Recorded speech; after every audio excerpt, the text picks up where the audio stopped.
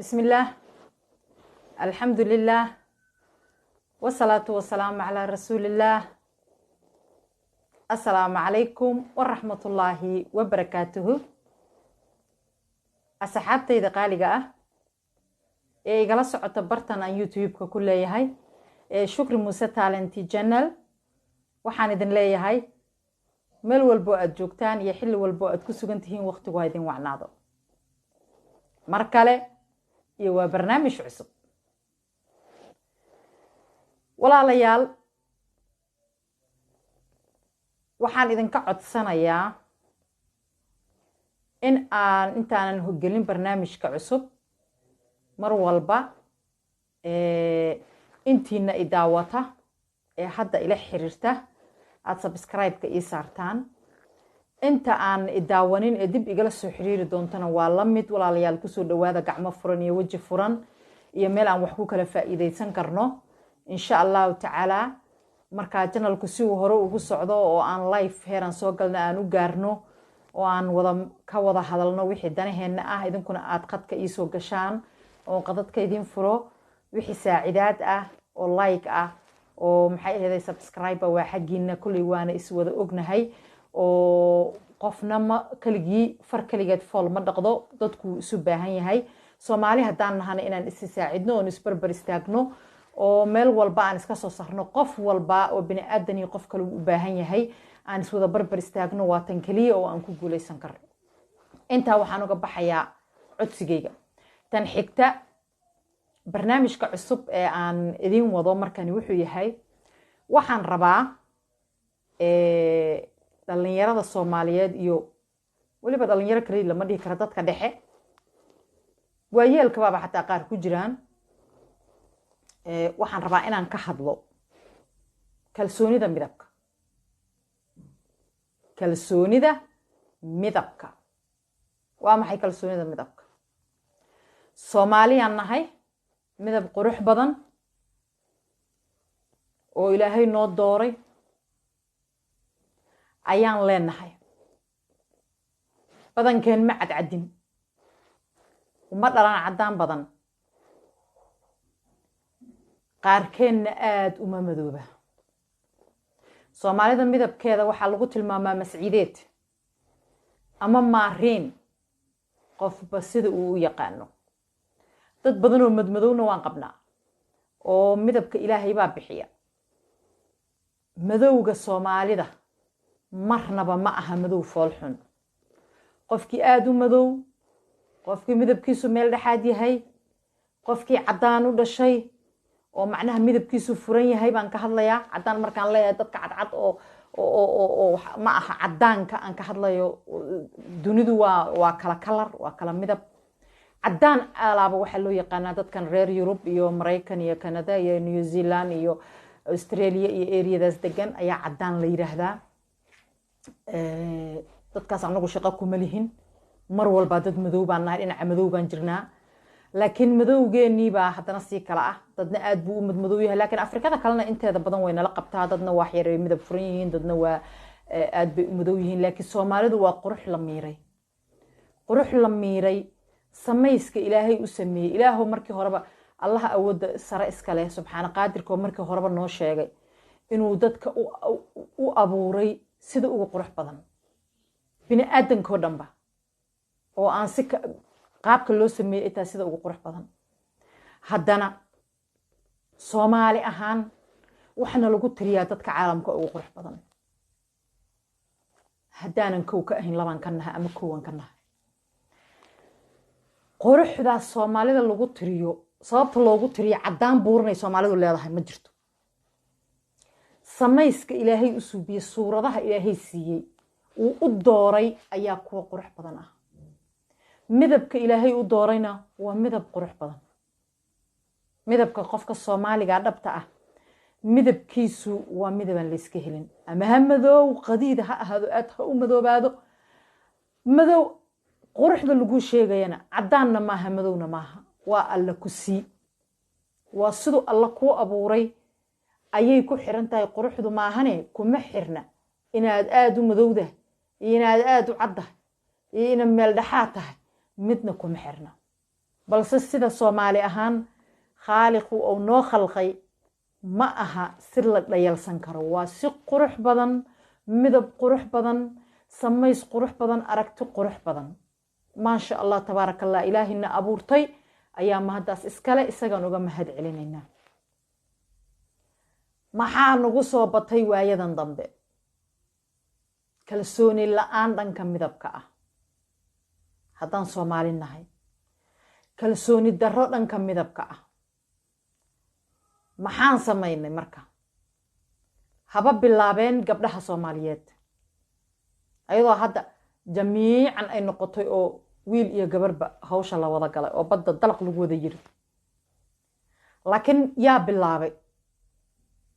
dumarka Soomaaliyeed bilaabay. weliba gabdhaha aad u yaryar kama ayna bilaaban markii hore, dhalinyarada yaryarka kama ayna bilaaban, dadka dhexe ayay ka bilaabatay. dadka 30 sano gaaray ama kor u dhaafay ayay ka bilaabatay markii ugu horeysay iscadaynta Soomaalida. ma garata, ayadoo kuwa yaryar aynan garanayn si la isu cadeeyo ayay kuwa waaweyn iscadayn jireen. kuwa yaryarna badda waxay ku soo dhaceen mar dambe. maxaa dhashay marka oo adduunkiiba la yaaba? Soomaalidii waxay noqotay midabada yaryar macaan isku wada dhex jira lahayd, waxay noqotay gabar cad oo biita cada iyo wiil madow. ya dadka qaarna hadal bayba waraah bayba meeshaas ka biicin, waxay yiraahdeen doqon iyo habeen baa madow. ya maxaa dhacay? gabdho wada cad cad ee dayaxa u eg sida iscadayn isugu wadeen, iyo wiilal sida Ilaahay u dhaliyay u jooga oo iska madmadow, qaar iska maarin yar midab yar oo furan leh, kuwa markii horeba cadaan isaga dhashay iska cadcad. wax lala fajaca noqotay marka oo lala yaabo noqotay. maxaa gabdhaha Soomaalida oo dhan jamiican dhammaantood maxaa cadeeyay? islaamihii waaweynaaye 60 jirada aha ka soo bilow ku keen gabdhaha yaryar teenagerada hadda soo baxay. waa dhif iyo naadir gabar Soomaaliyeed oo midabkii asalkeeda ahay wadata. waa dhif iyo naadir. mar dhowna waxaaba dhici doonta sida muuqata in la raadiyo gabar madow oo hadda marba waxbaa lagu kacaa soo ma, marba waxbaa la xiiseeyaa. in xiisuhu isu bedelo gabar naturala oo madow oo sida alla u dhaliyay ahaan rabaa, way imaanaysaa mar dhow. wax walba meesha ugu xagaysa markay gaaraan meesha ugu hooseysa yimaadaan. waa qasab. dadku marka wada cadcadaaday haddana madow in la raadiyaa qasab bay noqonaysaa. cadaantii baan lagu wada nabadgelin. dadaa geerwa shaqaar noqda. geerwa shaqaar miyaa yaqaano? yaa ila fahmaya. Soomaaligu waa tiro badan yahay. ya gabdha intana ka gaduuto, intana ka gaduuto, qorraxda aan u bixi karin, dhariga aan karsan karin, oo cunto aan samaysan karin, oo jiko geli karin, oo inta maqaarka kii kora qaado oo kii ku xiga qaado oo kii kiis hadduu soo dhalalaay xataa maalin daa'in waa xalalo daba taagan yahay in la qaado. maxaa yimid marka? dad sanbab wada eg. dad alla ilaahay waa u qurux badnaatay cadaantoodii oo waxba kama hadlaynin. dadna waxay noqdeen meel gaduudan iyo meel gabaaran iyo meel madow iyo meel cad iyo wax isku daran, midab aan sinnayn oo meelna ka madow meelna ka cad. taas waxaan ula jeedaa asxaabay, mar haddii uu kaa dhinto kalsoonidu ay kaa dhimato khalaas adiguna waa dhimatay. Soomaalideeni waxaa ka dhintay kalsoonida midabka. qofka midabkii Ilaahay siiyey khaaliqu siduu u qalqay inuu ku qanacsanaado ayaa meesha ka baxday. maxay sababtay? halkeen u guurnay?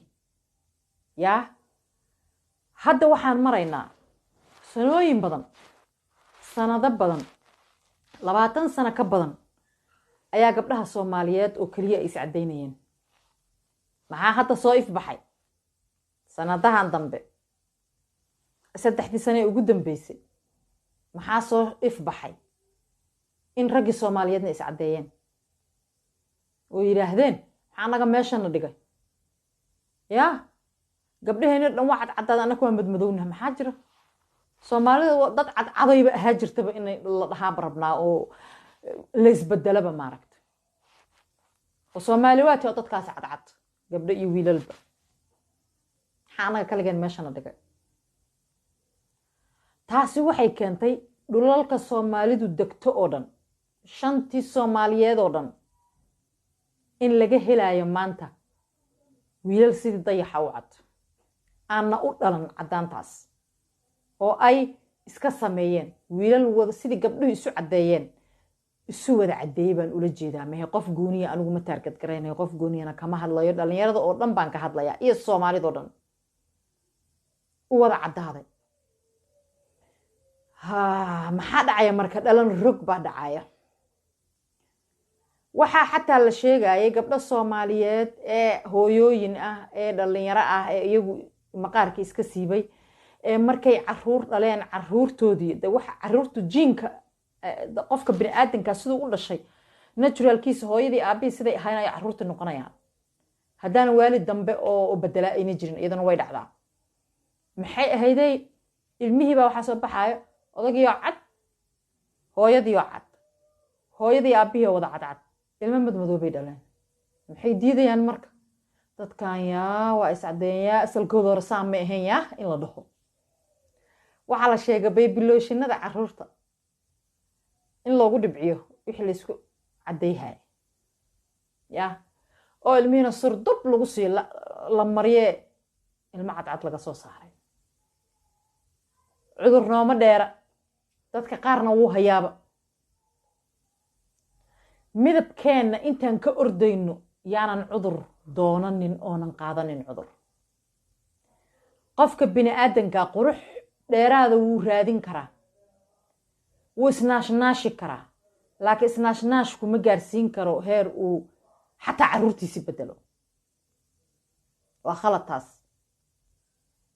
qofka bini aadanka khaaliqu siduu u khalqay waa inuu ku kalsoonaado isqurxi oo adigu ha isqurxinin laguma dhihin khaasatan gabdhuhu ha isqurxiyaan waxaan make upka la yidhahdaaba hadda soo baxo dadka qaarkiisna ragga qaarkiisna aan arkaya iyagoo dacwo ka ah isqurxiya make upkiina yar isku jiijiida ee korkiina nadiifsada waxyaabaha naturalka ah ee korka nadiifinaya ee dabiiciga ah baan ka hadlayaa dhir baa ilaahayna siiyey dhan walba maaragta loo isticmaali karo dhir baa ilaahayna siiyey laakiin ma naqaano sida loo isticmaalo war waxa aad cunayso guriga ku yaala haddaad 24 saac laba shayba mar isku darsatee aad isku maluuqdo ee laba shayba mar isku darsatee sokor yar saliid yar inta isku darsatee aad scrap ka dhigato ee jirka aad maaragta ku nadiifiso ee bunka yarka maxaa la dhihi jiray qaxwada yar ee aan shiidanay ee aan cabno ama kafeega qofba siduu u yaalo u yaqaano saliid yar intaad ku dhibicsato aad isku sokor yarna ku darsato waa waxaad cunaysay aad isku xogto wasaqdu way ka dhacaysaa maalin walba haddaad isticmaasho scrapyadaasna isticmaasho dabiiciga ah waxa dabiiciga ah geedaha maxay dabiiciga ah aan weligan isticmaali jirnay timirta iyo huruudda iyo cusburka iyo aad isticmaasho khasban canni midabkaagu isbedelaya si dabiiciya ayaa isu bedelaysaa oo midabkaagu u furmaya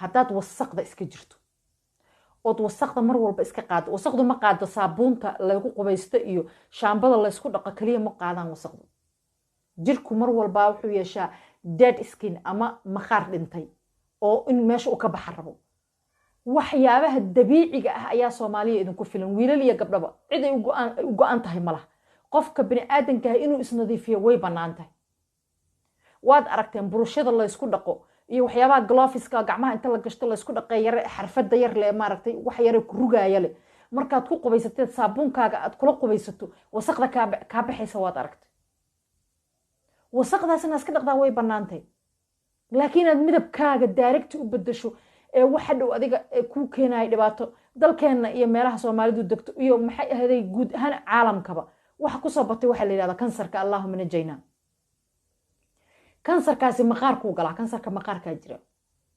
kandhiga jira meel una gelin kansarkaasi male fadlan Soomaaliyeed waa idin jeclahay dhalinyaradayda qaaliga ah iyo gabdhaheena Soomaaliyeed wiilasheena Soomaaliyeed da walba ood leedihiin kansarkan hadduuba nagu bato malaha waxa la cunaa badiye ha isku badinina haddana kansar maqaar ha isu keenina waxa dabiiciga ah ayaa idinka dhigaya bil ifaysa dayax idinka dhigaya waa haddaad daa'imato dabakahayn unay rabaan si natural oo dabiiciya wasaqda isaga dhaq oo maxaa la dhihi jiray si dabiiciya midabkaagu ha kuu soo furmo laakiin inaad maqaarada iska diirtiin oo lacag badanna ku qarash garaysiin reerkana uma roona idinkana idinma roona awlaadiinana uma roona aayihiina dambe iyo caafimaadkeenana uma roona fadlan waa iga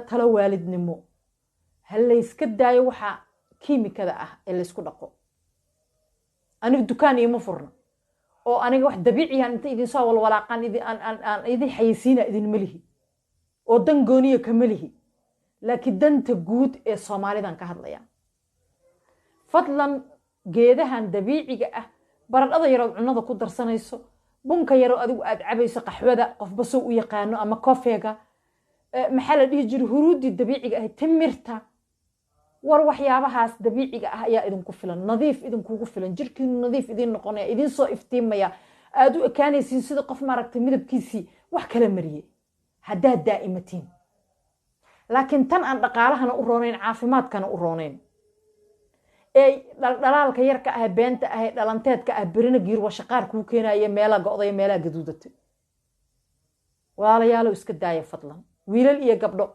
markii hore gabdhaha kaliya hadda waxaan u hadlayaa wax waaye macay wiilasheeniya sida noqday markaas mid kastaba haar gashay inta ka haar intana haar haye xaal dheefay marka maxaa la dheefay oo la soo siyaadsaday 10 midab oo qof kulana dad madoobeed si qumanaad u madoobeed kulliga wada madoobeed haddaad caddeedna qof iska wada cadaad haddaad maariin ahayd qof iska wada maariina hadda maxaa soo siyaada goobo jirki inuu goobo ay kala noqoto inaadan kulaylka u adkeysan karin waran adduunyaa la iskeenay laysuma ballan qaadan aakhira ma joogno jannadi kuma jirno allahna geeye oo wixii niyada ka soo galaba hore aad ka helaysi wax walba waa inaad u halganto waa inaad orax marto waa inaad dab gasho waa inaad maaragtay jikada gasho ood wax karsato war see rabtiin see la rabaa in loo noolaado mustaqbalka dambe bilaa caleeg Soomaali maxamedey kalsoonida midabkiina aad ku qabtiin uu dhimanin midabkaaga asoo midabkiisi ah hadba sida ilaahay kuu dhaliyay ayaad quruxsan kartaa oo inta aad ahayd ka qurux badnaa kartaa oo ka dhaldhalaal badnaa kartaa oo yara maarin yar isu soo furay midabkaagu sida hore iska soo furi kara adoon wax kiimika ah isticmaalin please waa idin baryaa jirkiina iyo caafimaadkiina iyo awlaadiina iyo mustaqbalkiina iyo dhaqaalihiina intaba ka fakara kalsoonida naftiinana ka fakara qof aan naftiisa ku kalsoonayn hadduu duka ka madow yahana qof jira maaha midabku waxba soo ma kordhiyo qofnimo ma keeno qofka hataa tahay magacaad shalay wadataad wadataa haddaa caddaatay wax ku soo siyaadaya male amuurtu waa qalbiga maaha maqaarka marka fadlan waxaa caddaa kartiin oo qurux badnaa kartiin oo dhalaali kartiin idinkoon kiimika surdub isaga dhigna war sida ninka Michael Jackson ahaa ee dhintay ee inta afrikaannimada ka rooray caddaanna gaari waayay afrikaanna ka tegay ee akhiiran u dhintay kansarka maqaarka ha isku noqonin Soomaaliya wiilkaasi waa xira taraaray xadkiisii oo dhaafay timihii waa jilicsaday maqaarkiisu war illa wax xad waxa jira la samaysan karo laakiin se xadka haddaad ka baxdo wax walba xadkooda ka baxa waa khasaaray keenaan qayr ma keenaan marka dhalinyaro barnaamijka ma rabo inuu ugu dheeraado intaasaan rabaa inaan ku soo afjaro kalsoonida midabkiina ha dhuminina ku kalsoonaada midabkiina isaga quruxsada nadiifsada iskaraab iyo wax u samaysta dabiici oo cunada aad ka cunooyinka la cuno aad ka samaysateen